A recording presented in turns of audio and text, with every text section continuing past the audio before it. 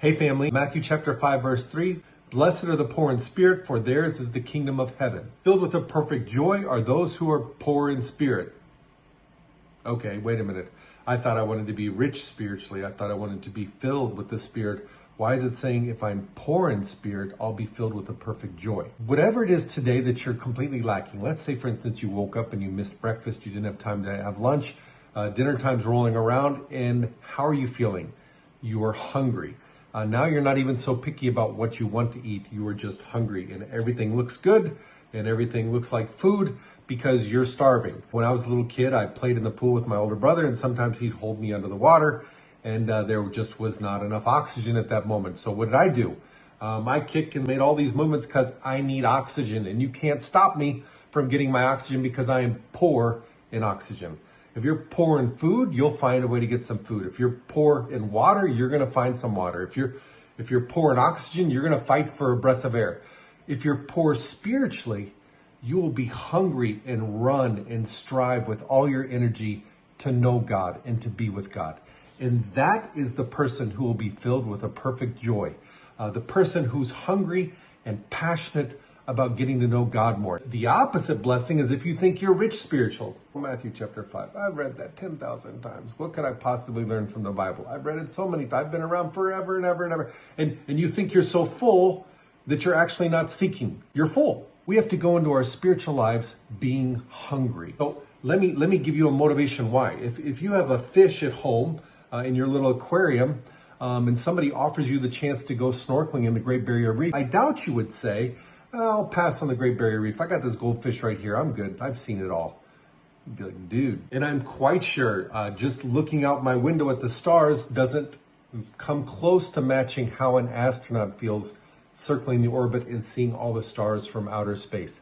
These things aren't comparable, right? And to think that I understand all ocean life because I have a fish at home, or to think that I've explored the expanse of the universe because I've looked outside at the stars, these are huge misconceptions. Just because I've read the Bible for like 20 or 30 years, do I really think I've even scratched the surface of an infinite God?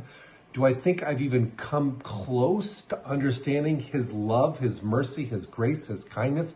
It would take this lifetime with another lifetime multiplied by 1 billion lifetimes to even start to scratch the edge of this infinite, amazing God that we get to call Father. Once you understand that, once you embrace, then you'll have the right heart and mindset going into your relationship with God. It says here, you receive the kingdom of heaven. Amen. You're not living in this world anymore. You're living in this kingdom. And this kingdom isn't based on earth and earth principles. This kingdom is based on heavenly principles.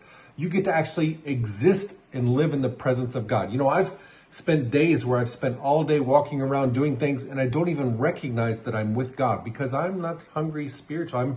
I'm not poor spiritual. But on the days that I've been poor spiritual, I'm seeking God and I'm seeing God in everything that I do. And I'm waiting for miracles because I don't live according to the laws of this world. I live in this heaven where God can do anything any day. And I know all of you have had amazing spiritual days where every step you're thinking, God's about to do something. God's about to do something. These were days you were poor spiritually.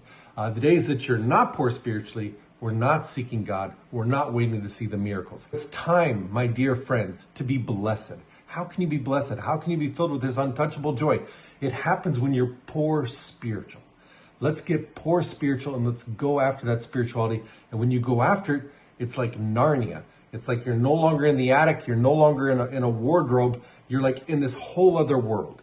You get to live in a completely different world because now you're so focused on God. You're in the kingdom of heaven, even though you're still in your body walking around on this planet. Like I was mentioning a goldfish, they're usually about this big and, they swim around in your bowl. But there have been instances where a goldfish actually wound up in a lake. And this tiny little 1 centimeter goldfish ended up growing into this 9, 10 foot.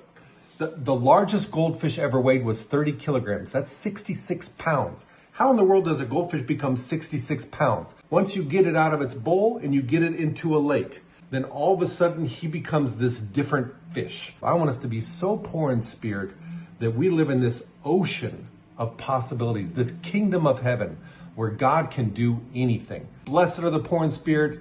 And when you are poor in spirit, you know what you get? You get to live in the kingdom of heaven. Let's get poor spiritually. Let's wake up tomorrow morning famished, feeling like we don't know a single thing.